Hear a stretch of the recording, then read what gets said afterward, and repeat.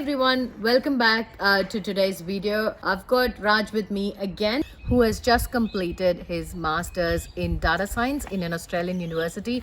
He has successfully positioned himself in a very good Australian company in a reputed position at the moment. So his journey has been very interesting right from the time he landed here, secured his part-time job and his permanent role at this time. Raj has previously shared his insights about part-time jobs and the reality of the student life.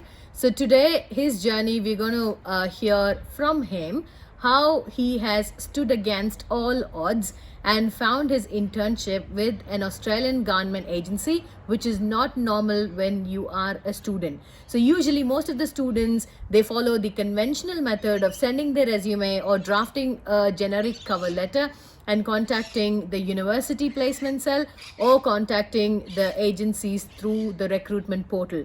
But he has done his own bit of research. He has networked with the right people and has been successful in securing an internship for the very first time in an Australian organization which had contracts with the government. So that is a huge achievement. People who know about the Australian student life here know that it is a big deal. And he also managed to get another government contract through the university projects, and right now he's working with a very reputed organization. So his journey throughout in his student life and now his post-student life has been very successful in a very crucial sector in data science, which not many of us choose to do, and he doesn't look as nerdy as he should look as a data scientist. So let's hear from Raj today, his experience and what is his special techniques and strategies that he has used to secure his internship and land in his dream job in such a short span of time. So without much delay, let's get started with today's video.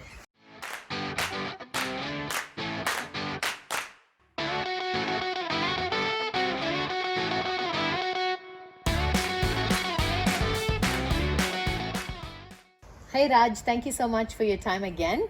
And can you please share with us the way you got your internship, the first internship, while you were a student? I understand you didn't use the conventional resume cover letter method and just emailing people through recruitment portals. You had your own strategies that has worked fine for you, thankfully.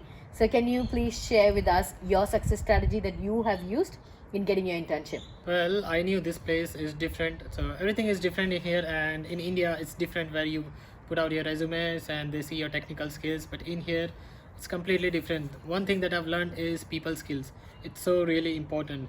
So I've been told by someone who told me that I would rather hire someone who doesn't have any technical skills but is motivated enough to do the job rather than a guy who knows everything and is not motivated to do anything. So yeah, that really made a difference. So how I used the conventional way was to just walk into the company that I was targeting and speak to some of the people, ask them about what kind of work they are doing, show them some of the projects that I've done, and just get in the conversation, just do networking, and that way I was able to score my first internship in here.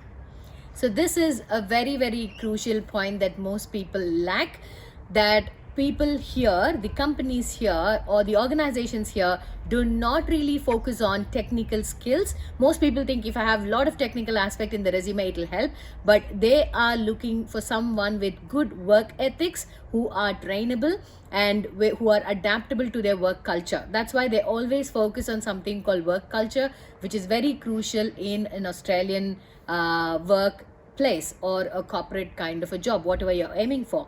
And like Raj rightly pointed, that he was proactive. He wasn't waiting for the job to pop up on the inbox. He walked into an organization, so he had clarity, he had focus, he knew he wanted an internship in that company. So he had done his research, aligned his resume and projects that were relevant to that particular company. So he walked in, he was proactive, and he invited the invitation to internship himself, which is a very big thing. So congratulations. Thank you. So it's not always the case that everybody does whatever you've done. So you've been proactive, you've been different from the other people.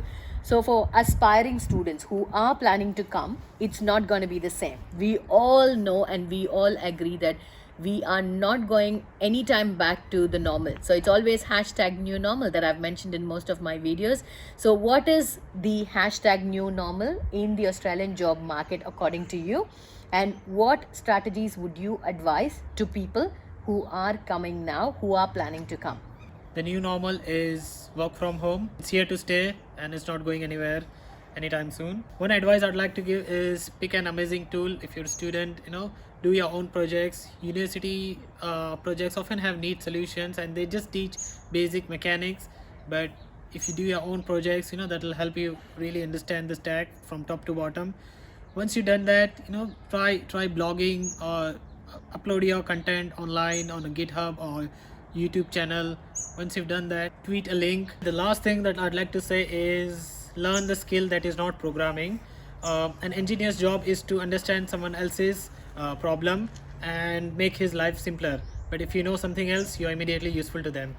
That's a very interesting point that most of us forget to acknowledge and implement. So most of us are so obsessed with technical skills, and we go on and on and on talking about technical skills in our resume and cover letter. We forget that in the Australian job market, that people skills, your attitude and work ethics to work as a team. So you should be able to work independently and you should suit along with the team to make a better team. So that's what they're looking for, and that's what Raj has mentioned again and again. People skills are more crucial when people look at hiring, especially in crucial roles like data scientist, which is only available in high level government organization or banking sector or other sensitive information handling. So in such roles, they always look at an individual and their work attitude. Okay, so I believe Raj has covered his secret success strategy of you investing your time and efforts in real-time projects and working on building your own portfolio on social media. I've investigated and I've invested a lot of time in educating you all, even on my other video where I've talked about jobs of the future. So it's not going to be the normal kind of jobs that's going to come up in 2021. So 2020, we are only incubating, adapting and preparing ourselves for the best 2021. So do not feel dejected, do not feel down that all these uncertainty around us is going to pull us down. So it's all going to make us a better individual if we invest our time and effort wisely. So I hope this video was helpful for all aspiring Australian students or people who are going to study anywhere in the world who are preparing for the next generation workforce. I wish you all good luck and I'll see you all in the next video.